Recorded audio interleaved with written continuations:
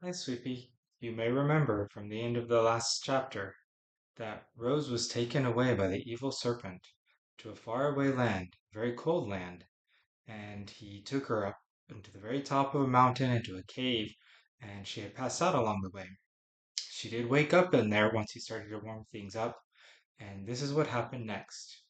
She looked outside, and what did she see? Fire streaming from the dragon's mouth melted the ice, sending streams of crystal blue water down the mountainside. The mountain looked to be falling apart. As the roar from the avalanche continued, the fire stopped, and the serpent swept into the cavern.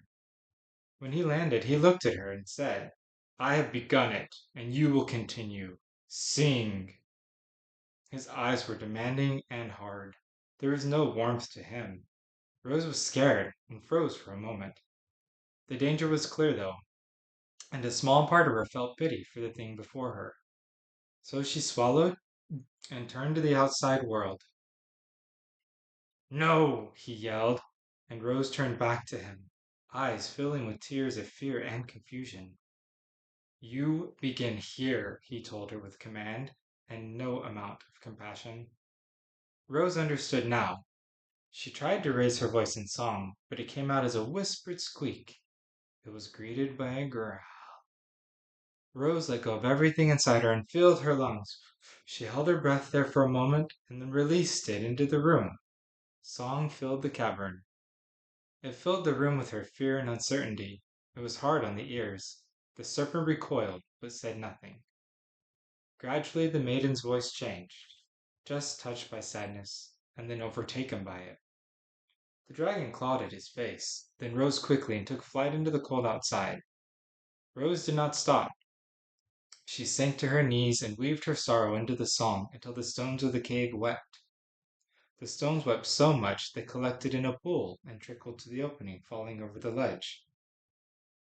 After some time Rose stopped, overcome by sadness, longing for her father and mother, brothers and sisters, and home.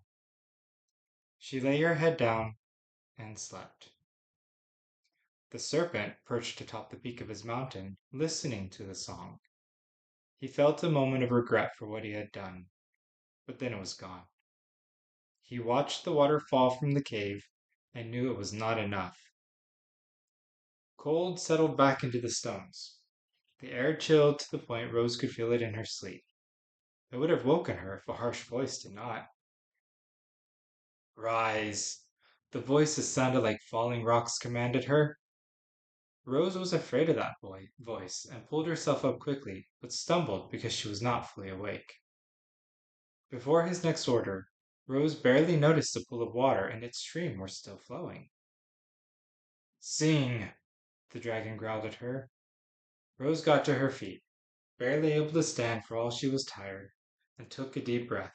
No! He stopped her before she could begin. Not here. This place does not need your voice, he growled, glancing almost unnoticed at the water.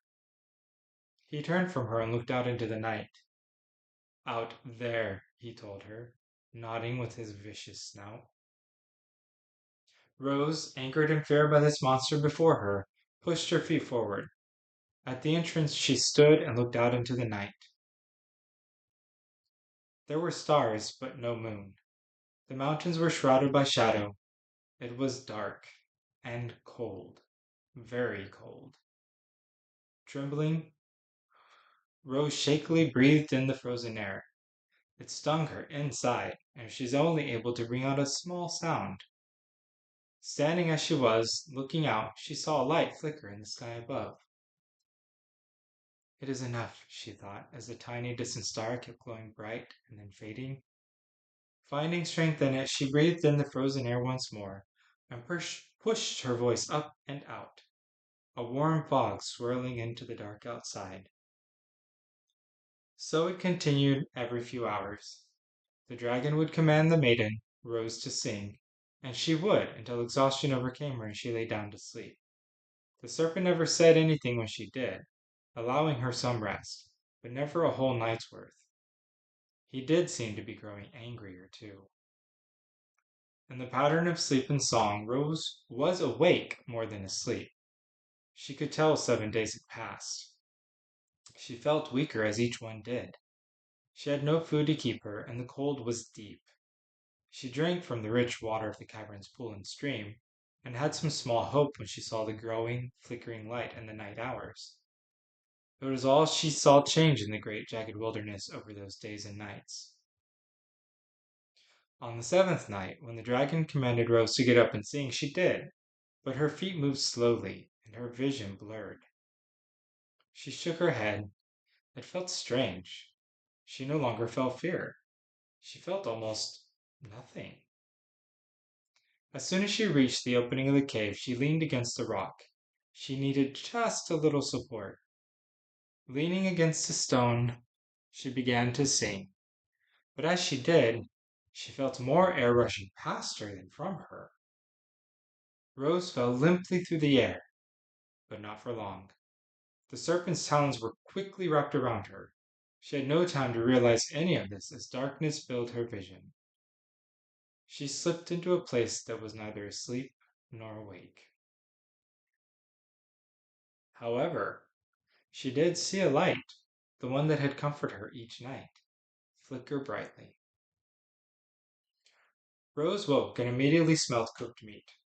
The dragon was watching her and ordered, "Eat." He must have hunted after saving her from the fall. What is more, he had cooked the kill so she could eat it. Rose went quickly to the food and sank in her tea. She thought she saw the wicked flashing smile on the dragon's face. Rose knew better, but she was 7 days hungry, and so she gorged on the food until her stomach made her stop. Some awareness having returned, she knew what was coming. Rose ran to the edge of the cave and threw up onto the mountainside. "I am so sorry," she stammered, ashamed by her behavior, a hand to her chest both to steady herself and hide from her embarrassment. A snake now, the serpent slithered up next to her. He looked out at what she had done, and then turned to her with unsettling, glowing eyes. "You are more awake now and know better." His voice was flat. Without another glance at it, he turned and wound his way to the back of the cave. "Follow me," he said. Rose felt unsettled, but did as he said. When she approached him, Rose saw that he was waiting before an opening in the wall. She had not seen it before. The serpent blew a jet of fire. The flames revealed a tunnel leading down and into the mountain. The serpent slithered in, and Rose followed. After a few minutes, they arrived at a wide open space, lit by colorful crystal shapes scattered across ceiling and floor. On the edge of the light they cast, a giant black mirror stretched out beyond what the eye could see. The serpent turned to Rose. "The water you see at the edge of the light, for such was the black mirror," he said, pointing back toward the dark, glassy surface, "was not here 7 days ago." He was quiet for a moment, giving her time to understand what that meant. Then he continued, "You will come here to wash, eat, and rest, but must return above to sing with each dawn and every dusk. Then you will sing for as long as you can." There was no cruelty or compassion in his voice. His snake eyes held no love, but they did a hunger, which made her step back. She stopped herself, realizing there was nowhere to go. The serpent then said, "It is not you that I want, but what you have." Then he left her, slinking back up the tunnel from which they had come.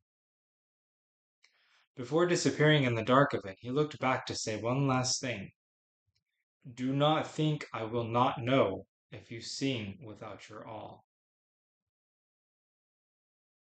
Rose found herself alone, finally and again, but not in the heights of a tower made of rock and dirt, but within their depths. As the days passed, Rose went up to sing, giving all she had, and then all but crawled back to her cave of black waters. She stayed there away from the dragon as much as she could. Despite the rest and food, Rose's songs were becoming harsher, strained. The, oh, pardon me. The serpent noticed. One evening, as Rose entered the cave to sing, he said to her, "Tomorrow I will go find your father and mother." That was all, but it was enough. The threat in his words was clear. It broke through her, the bitterness growing in her heart giving way to a rush of fear, as well as everything else she was holding back. She fell to her knees, sobbing, and begged him not to harm her father and mother. "Then sing!" he roared at her, the hot blast of his breath blowing over her. Rose stopped, her tears dried up, her eyes wide. Stiffly, Rose gathered herself up and walked to the cave's opening. Her eyes brimmed up to replace the stolen tears. Then she sang. Rose sang with a pain and sorrow that the dragon had not heard since her first day in his frozen land. The pain from deep within her flowed freely from her eyes, and with them the very stones wept alongside her once more. When Rose finished, she almost collapsed, but instead of returning to her place in the depth of the mountain, she went to the pool at the heart of the cavern, newly refilled, and drank deeply. Finished, she stood shakily, and stumbling returned to the cave's entrance, taking back up her song. Whilst she sang, she gazed out over the frozen peaks, imagining her home and family in the distance. She missed them.